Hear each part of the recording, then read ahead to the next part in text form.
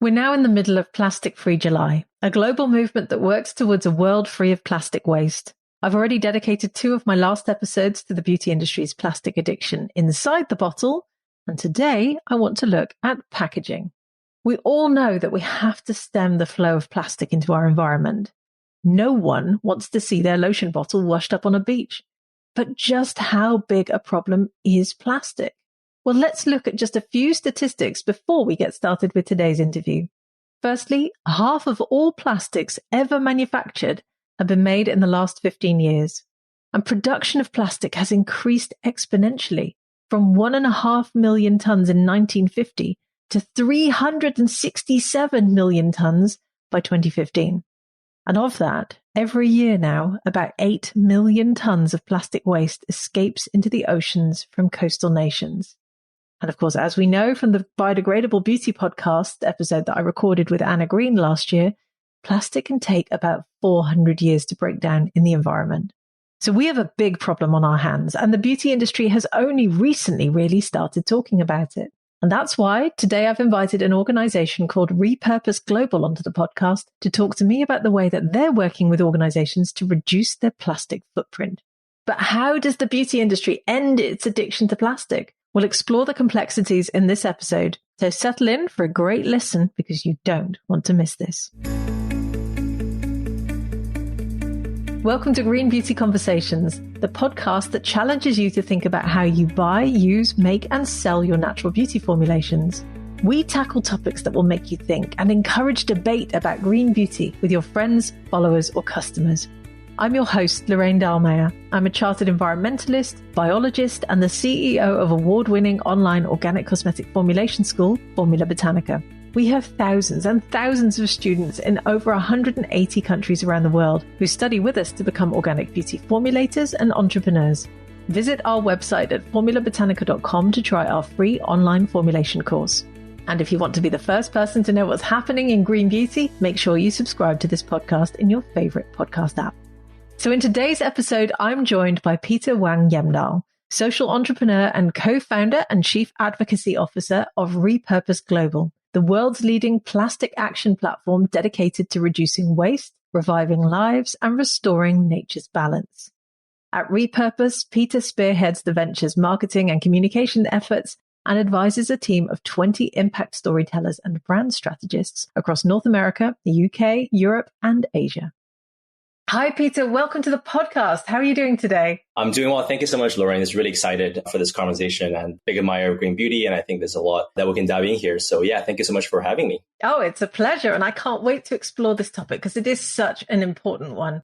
So let's start off at the beginning. Can you please tell us and me and all the listeners what Repurpose Global is? Of course. So I'm one of the co-founders and chief advocacy officer at Repurpose Global. And today we are pioneering the world's leading plastic action platform that is dedicated to reducing waste, reviving lives, and restoring nature's balance. Specifically, we do that by activating and spearheading an ecosystem of purposeful brands, of waste innovators, of sustainability leaders, and conscious consumers. And in particular, we're focused on really tackling the plastic problem in collaboration with the consumer goods sector, such as food, beverage, health, beauty, cosmetics, personal care, wellness, the sector that's really been one of the most responsible for the single-use plastic pollution and the ocean plastic crisis that we see have been unfolding for the past couple of decades. And I think specifically we help consumer goods and CPG brands take a variety of actions on plastic waste, ranging from helping them measure their plastic footprint through our proprietary technology to helping them advise on how to reduce the supply chain plastic use through our team of sustainability experts, and also through offsets and credits and certifications that help genuinely meant businesses and brands who want to measure, reduce, and offset their plastic footprint and do so and go plastic neutral or plastic negative by committing to finance the removal of at least as much plastic from the environment as they use in their packaging and their operations. And in return, we also then use that critical environmental finance to scale up the crucial efforts of waste management innovators and entrepreneurs on the ground through repurposed impact projects now spread across all through developing continents in India, Indonesia, Kenya, Colombia, Ghana, and expanding quickly. So all in all, yeah, we're really excited to be here, and we are come a long way since we started. Now working with over 250 businesses and brands, ranging over 100 personal care and beauty businesses who are certified with Repurpose. And we're really proud to be removing over 14 million pounds of plastic waste from the environment every single year through our projects across the 5-6 different countries in the developing.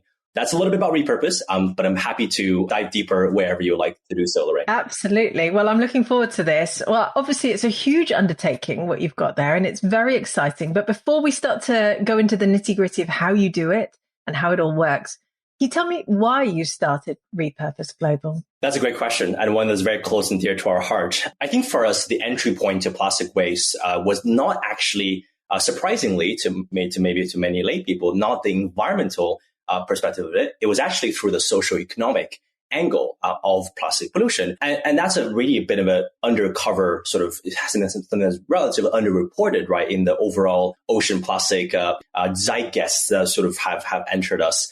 This was about 2016. And we were actually just tasked with the student case competition. And the challenge that was posed to us was, how do you double the income of 10 million people living in extreme poverty in urban slums across the world?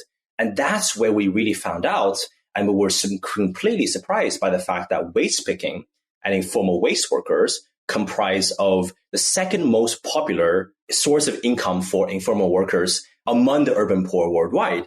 And that's where we got digging and started to understand more about that problem and realized that plastic pollution is a critical effect and symptom of that socioeconomic issue that is so widespread, where tens of millions of informal workers are stuck in abject poverty, dealing with the consequences of our consumption across the world. So my co-founders and I, we decided to take it up actually as our honors research thesis in our final year of school, and actually, went to Mumbai, where we visited one of Asia's largest landfills, where there was a moment where we realized that we were standing between mountains of plastic on the one side, as far as the eye can see, and on the other side, there was this booming, endless skyline of India's financial capital.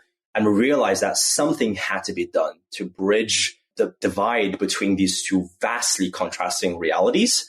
And that's where we really started to look for solutions that are on the intersection of both the realities of the lack of waste infrastructure, the lack of financing, the lack of support, technical assistance for innovators and entrepreneurs in the plastic waste space, and combine that with the newly found will and resolve from the business and brand community, particularly within consumer goods industry, to tackle the plastic problem. But on the other hand, that resolve didn't really have any roots, right? There was no education, knowledge, steps, and real solutions to help the CPG brands take immediate, accessible, and systemic action on the topic.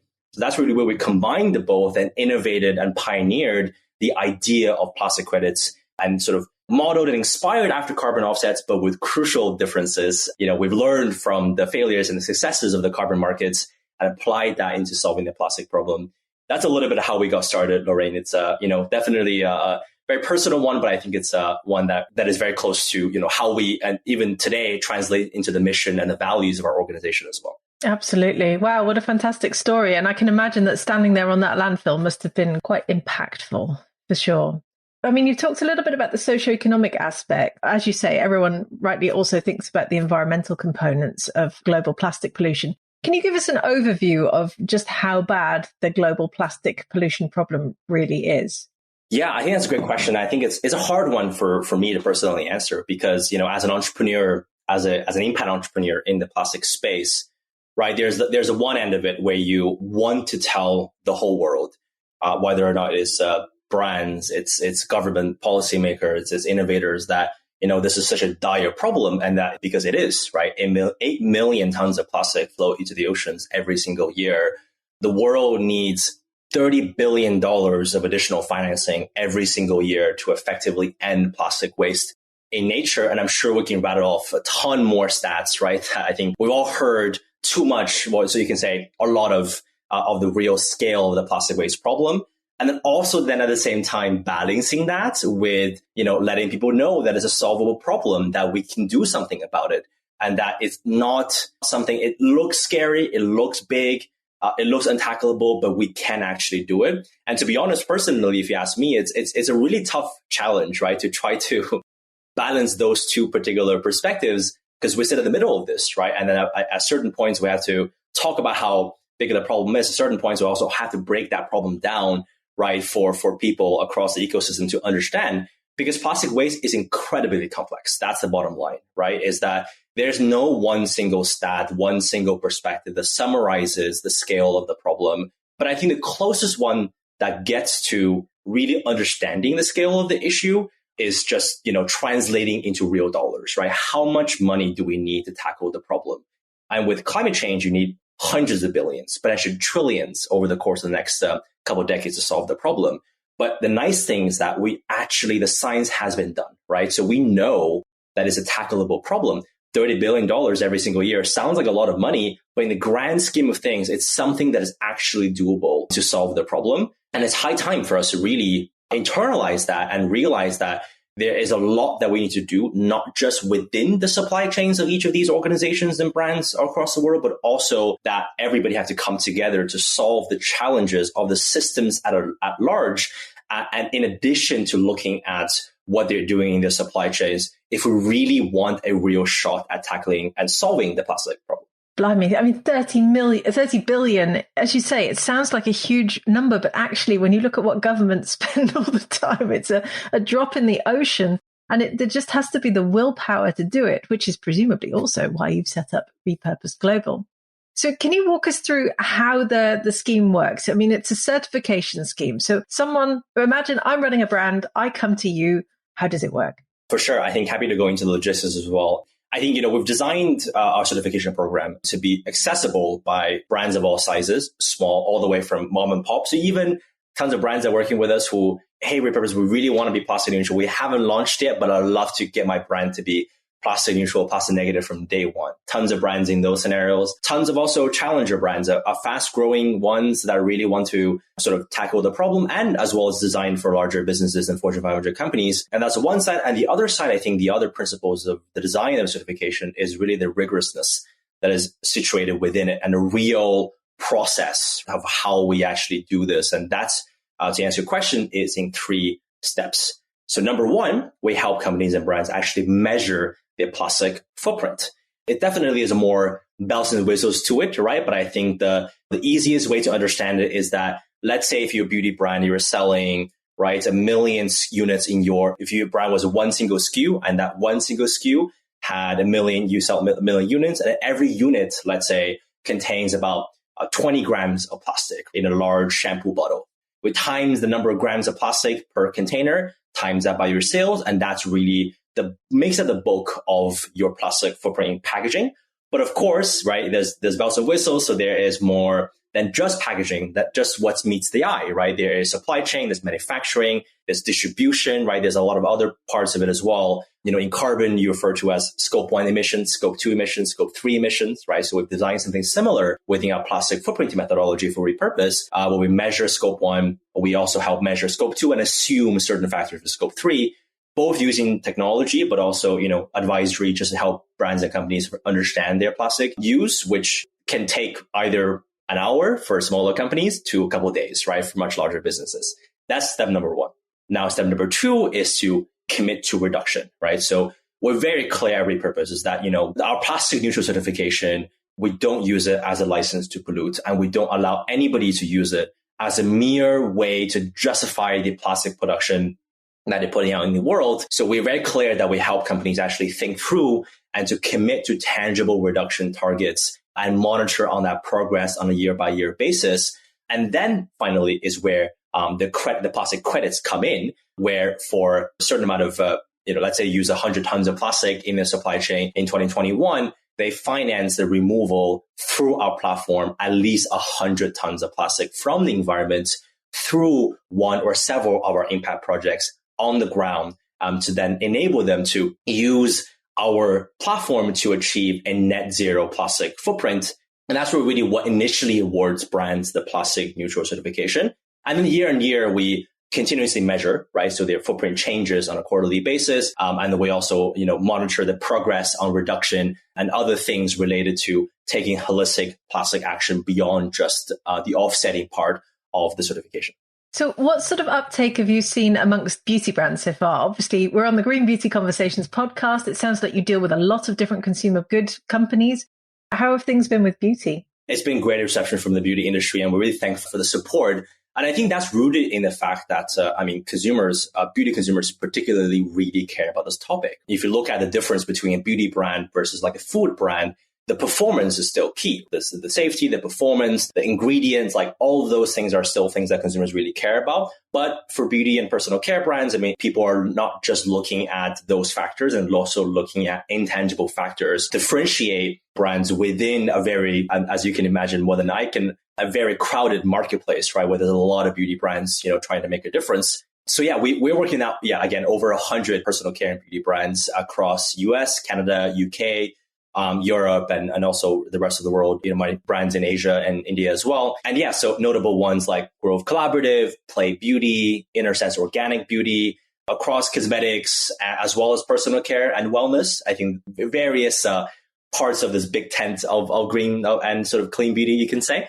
And in fact, sort of another commentary on top of that as well is that, we see actually a really big trend from beauty and personal care companies to not just go plastic neutral, but actually go plastic negative, where they're committing to measure, reduce, but also offset the removal and finance the removal of at least twice as much plastic as they use in their packaging and their operations. So over 200% or more of their unique annual plastic footprint. And I think particularly here, we see that the beauty brands and particularly the founders of these organizations and companies are really conscious, wants to take steps beyond just being neutral and sort of being net zero to the environment to actually be net positive, right? And actually help remove the legacy plastic pollution that we've created on the environment and do more, take more out of the system than we put into it.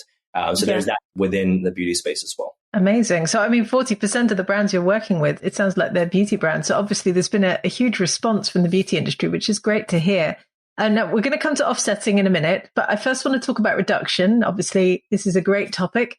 So tell me how you work with beauty brands to reduce their plastic footprint. You've already touched on this a little bit, but I'm a beauty brand. I come to you. I've obviously committed to this. How do I reduce my plastic footprint? It's a tough challenge, right? I think the starting point is that's really the holy grail, right? That's the $1 million question there, right? There's no one single answer. I wish there was a magical one that, just helps all supply chains become plastic free. That's impossible. And I think it will take decades to really unwind what we have built into it, right? But I think at the same time, the way we help brands reduce is really in 3 different ways. One is through insights. Against conventional knowledge, right? Measuring plastic footprint is not just about spitting out one single number. That one single number is just logistics, right? That number, yes, is used for the offsetting calculations and knowing how much plastic the brand wants to take out from the environment. But in doing so, in actually calculating their plastic use, we're doing much more than that. We're helping them understand recyclability. We're helping them understand where they can reduce unnecessary parts of their packaging, right? I think sometimes people just go about the daily business, and of course, with beauty and personal care brands, like the founders and the organizations, they're not necessarily experts in packaging as much as they're experts in the normal course of functions of becoming a beauty brand, marketing, sales, operations. And this is where we say, we help you not just measure and calculate the totality of your plastic, but also analyze and help you think through, do things in a data-driven way. Because without data, without real understanding of how the makeup of your plastic footprint, it's impossible for you to do anything when it comes to reduction. That's number one, insights. Second is through recycled plastic. So, I think there's, of course, as you know, there's a big push, right, towards beauty brands and overall CPG brands, incorporating PCR, post-consumer recycled content into the supply chain. And that's something that we are in the process of doing as well, right? So we offer ethically recycled plastic from all of our projects. And the overall sort of the end goal that we're trying to accomplish here is really a circular economy around offsetting, where they're not just paying to remove plastic from the environment, but that plastic that they also pay to remove from the environment can also go back to their supply chains. Of course, that's complicated, right? It takes time to really figure that out. So I think we are innovating or piloting some of these things with larger companies like, for example, Colgate, right? I think PCR is also a challenging game given how much supply chain logistics and complexities and costs associated with it as well, right? So I think, but to that point, we are removing thousands of tons of plastic from the environment every year. That plastic actually gets recycled and becomes materials and feedstock for the circular economy, particularly when it comes to PCR content, which is a very, very critical way for us to reduce plastic use in the first place. And last but not least, I think is really just through advisory. We've got a team of packaging sustainability experts, right? So, we've studied the issue, right, to such a granular extent to understand about the problem and recommend solutions. We do consulting hours and workshops and helping brands just to think through this beyond just data, but also actually using strategies and, using that advisory to help them think through those problems. So no singular silver bullet attractive answer, right, to reduction, but through insights, through advisory, and through PCR recycled circular economy feedstock. Those are a couple of ways how we help beauty brands reduce plastic. Sounds like quite a sizable undertaking. Very interesting to hear how you go about this. So I'm going to play devil's advocate for a minute, which I know you were expecting because I told you beforehand I was going to do this. Now, you've got your plastic neutral scheme. You've got your plastic negative certification scheme. Let's talk about the neutrality component at the moment. So being devil's advocate, does plastic neutrality not imply that the current levels of plastic pollution in our environment are acceptable? Because some people might argue, and you already touched on this earlier, and I did pick up on that you're effectively sort of giving people the license to pollute. Mm-hmm. So how do you respond to something like that? Yeah, I think that's a great question. I think one that we grapple with and think through, right, every single day. The bottom line is that there is no silver bullet solution to plastic pollution. I think we're not advocating for plastic neutrality or offsets or credits to be the final step. It's very much the first step of many. Right. And I think here we find that it's important to give brands the opportunity to get started with something and then help them deepen that engagement. Right. I think, it's kind of like if somebody else goes to somebody and says, hey, I'm going to need you to pay $1 million. I'm going to need you to change your supply chains overnight, and then they're not reactivated. The brands and the businesses are not ready for a certain undertaking. And then they get daunted by the challenge, right? I think that's the last thing that we want right now because the situation is dire. The plastic pollution problem is urgent. And unless we start finding effective ways to solve the problem, we cannot afford to wait. We don't have the time on our hands to wait to solve the plastic problem. It's really a all hands on deck situation, right? It's measurement, it's offset, it's reduction. All of those three things have to go hand in hand to solve the plastic problem. And then we are in full advocacy and we're full support and actually provide services, not just in one component, right? We provide services and help in various components to solve the problem. That's number one. But I think maybe if you can afford to get a little bit more deeper and a little bit more philosophical about it as well, I think it's important to also recognize that, there's a bit of a artificial barrier being placed here, right? Between offsets and reduction. Those two things go hand in hand. If you look at one of the major problems that are blocking, one of the major bottlenecks that are currently impeding the progress of us of our transition from a linear economy to a circular economy, it's really the price and availability of PCR content, right? The price and availability of recycled content. We've heard from hundreds of brands how they've try to find solutions that works for their industry, works for their geography, and the price points, even if it's available, which is a big question mark in the first place.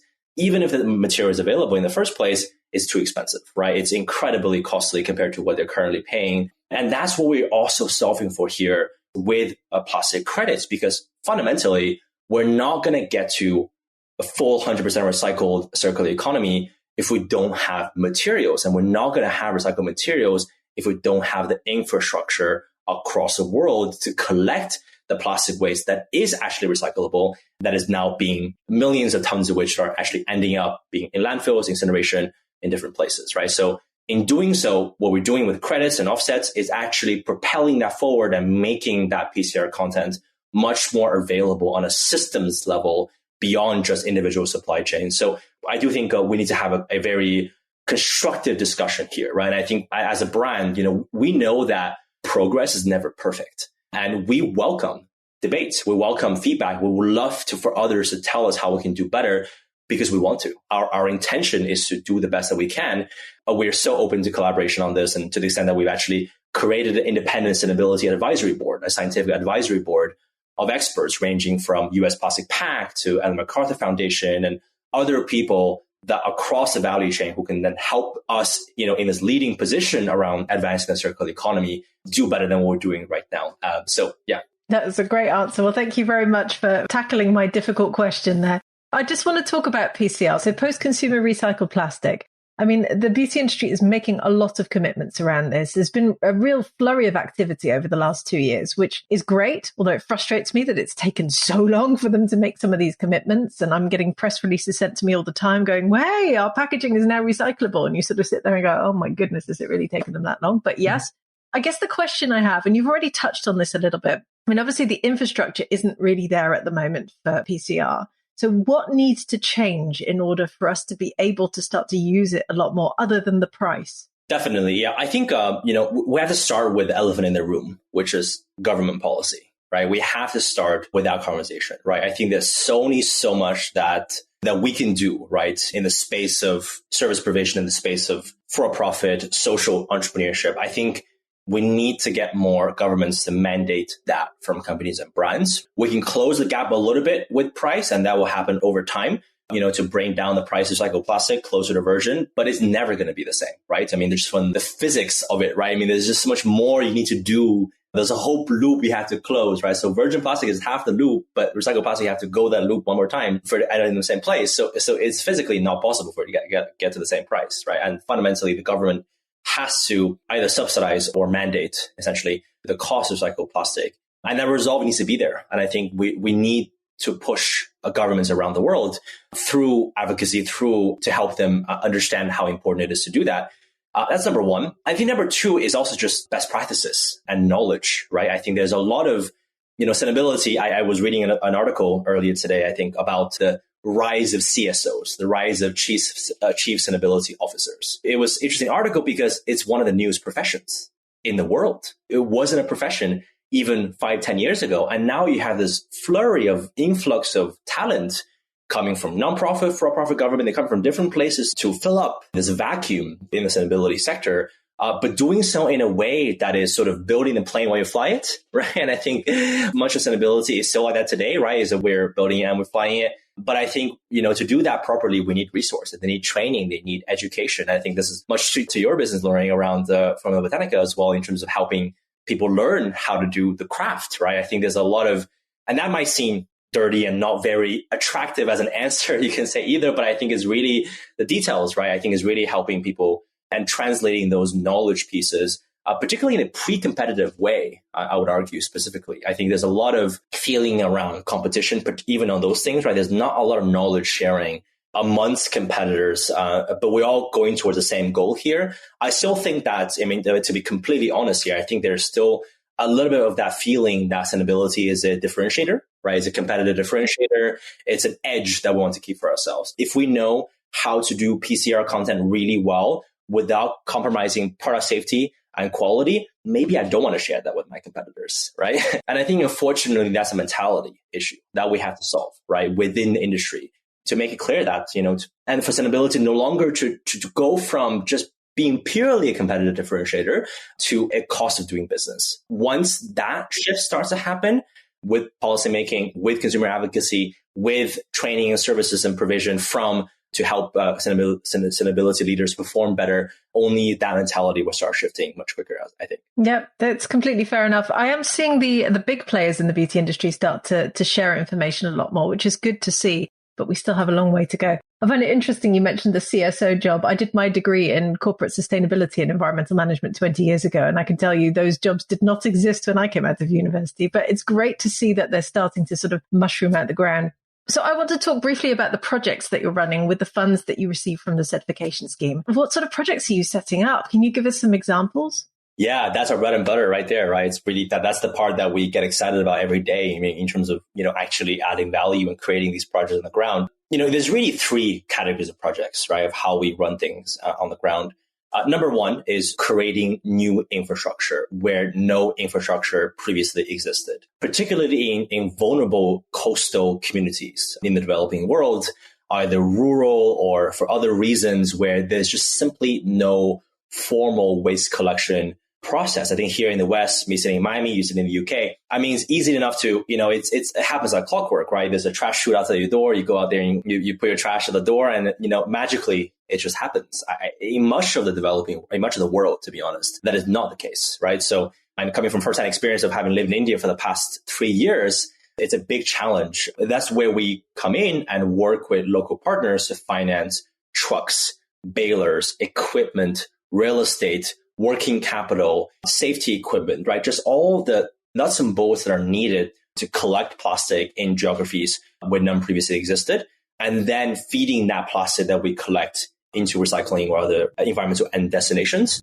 And specifically, I think here, I want to highlight the importance of the principle of additionality in the work that we do. Every piece of plastic that we collect from the environment through our system of credits and finance and support from brands is a piece of plastic that would have otherwise remained in the environment. Or in other words, we're not in the business of funding whatever is already happening in the status quo. And that's a nice segue into the second option, right, is where we tackle the things that previously have been untackleable, particularly low value plastic waste, right? So over 91% of plastic today is not recycled because over 50% of the plastic that is produced is not recyclable. That is a principally medium-term, long-term redesign problem. That's problematic plastics, right? Phantom problematic plastics that we need to eliminate from being produced in the first place. But of course, billions of them are still being produced, have been produced, are being produced, will be produced, right? And I think to deal with that problem, this plastic, the reason why plastic gets recycled is because it has value, right? So this unrecyclable plastics does not have value. And here's what we do is to create and add value to those pieces of plastic that doesn't have value and subsidize the collection and the processing and the HR costs and the equipment costs to actually recover all that low value plastic and then send it into effective end destinations. It's unrecyclable, no doubt, right? So unfortunately, we can't make it into new products. Again, we need to redesign it out of the supply chain.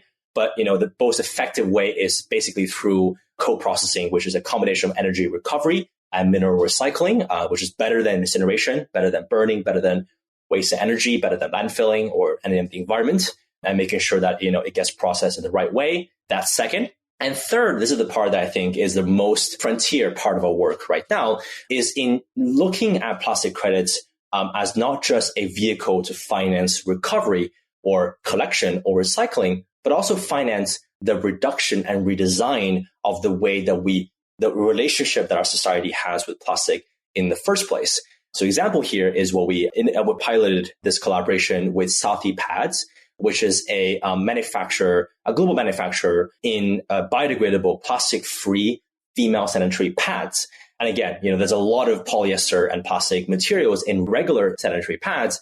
And this innovator, Sathi Pads, we worked with them to actually subsidize the cost of their offerings and to distribute it into communities, particularly around lower middle class, marginalized women in India who had previously no access to proper menstrual care, and provide that service, provide those pads to them. Piece of plastic, those kinds of materials would have now replaced the need for plastic containing products. And that reduction, for every Sathi pad that is sold, a certain amount of plastic is being avoided from the environment, right? And then using the plastic credit ecosystem that we've created to facilitate and to commercialize the scale up of those innovations.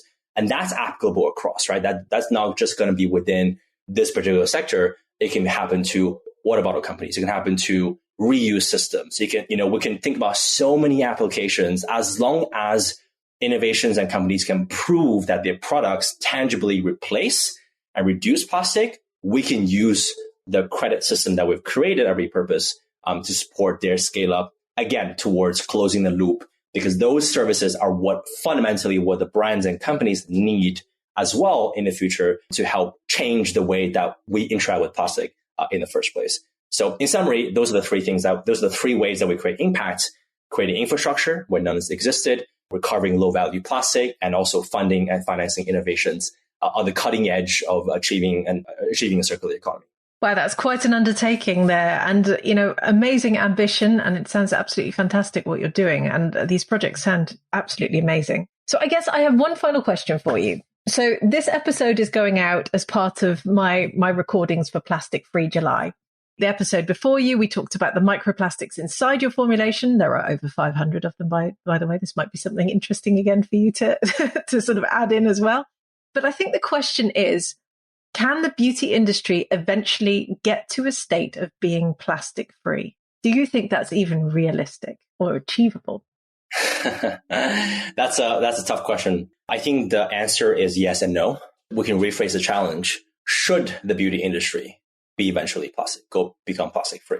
That's a prerequisite question, is it not, to answer, right? Before we decide whether or not, is that the goal? Is the goal to reduce unnecessary plastics that are being used in the supply chain, use as much recycled plastic as possible, opt for other materials where other materials are better from a life cycle analysis perspective? I'm sure people and folks have heard bits and pieces of this already from various sources, but plastic and other materials might be more recyclable and might be more likely to be recycled, but many of them have a much higher carbon emissions intensity to them, right? So they might actually be better for recycling, but worse for climate change. We're here to solve the climate problem, right? As much as it solves the plastic problem. So, it's a tough one, right? I think, paper, aluminum, metal has a lot of potential, but, all of which has much higher life cycle impacts on climate change than plastic, right? So we don't want to make one problem better at the expense of the other problem that we all know is an incredibly complex challenge to solve. And I think the question is, whether or not we should. The ideal end state, right? If we do all the things that we described, that we spoke about today on the call, policy, credits, finance, reduction, if we do all those things, I think what we can end up with, and this is my ambitious, optimistic view, is that we can end up in a place where we perhaps use about 50% of the plastic that we use right now. And the other 50% becomes what we can say, we can reduce the virgin component of our plastic usage to 50%. And then make up the rest of it with other materials and recycled plastic. I hate to end this on a very realistic note. It's difficult, right? It would take a lot of time. And plastic production is going to triple in the next 2 decades. All these efforts and buzz around sustainability, the Exxons and the companies in that domain of the world keep pumping out plastic, and because we keep demanding them. So it's tough, right? I think. I'm sorry, Lauren. I don't have one clear answer for you, but I try my best. That's absolutely fine. I think it's a really interesting question to end the podcast on, actually, and I want all of our listeners to come and tell us what they think on social media too. So, Peter, it's been an absolute pleasure listening to you and finding out more about Repurpose Global. If our listeners want to find out more, where should they go? They can go to business.repurpose.global. You can find out more how we do things. And you can also calculate your plastic footprint, your individual plastic use at repurpose.global/survey. Takes 2 minutes. You'd be surprised. Most folks that I've spoken to will be surprised by the way they use plastic in their own lives. So I think that would be a great place to start. Brilliant. Thank you so much. And thank you for your time today. It's been a pleasure. Awesome. Thank you so much, Lorraine. Thanks for having me. Appreciate it. I hope you enjoyed this episode. How do you think we can stem the flow of plastic from the beauty industry? What do you think the solution is? How does all of this make you feel? I would love to hear your thoughts. So please do come and leave us a comment on our social channels, as both the Formula Botanica team and I love hearing from you. Thank you for joining Peter and I for this latest episode of Green Beauty Conversations. I really hope you enjoyed it. And if you did, please do leave us a 5-star review so that other people can enjoy these conversations too. Make sure you subscribe to our podcast on Apple Podcasts or Spotify or whatever your favorite podcast app is, and stay tuned for the next episode. Follow Formula Botanica at Formula Botanica on Facebook, Instagram, YouTube, TikTok, Twitter, or LinkedIn. Visit our website at formulabotanica.com and sign up for our free online formulation course today.